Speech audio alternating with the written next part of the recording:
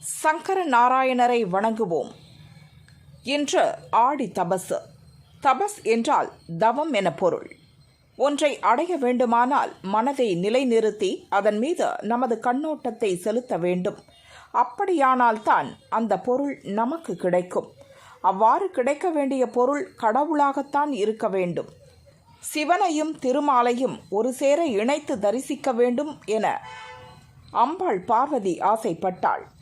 இதற்காக கோமதி மற்றும் ஆவுடையம்மாள் என்ற பெயரில் பூமிக்கு வந்தாள். தற்போதைய சங்கரன் கோவில் பகுதியில் தங்கி தவம் இருந்தாள்.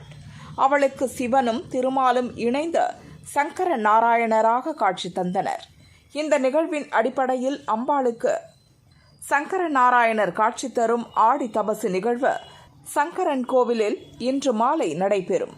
பக்தர்கள் தங்கள் அன்பு காணிக்கையாக அவரவர் நிலங்களில் விளைந்த காய்கறிகளை அம்பாளுக்கு காணிக்கையாக படைத்து வழிபடுவர். இதன் மூலம் விவசாயம் செழிக்கும் என நம்புகின்றனர்.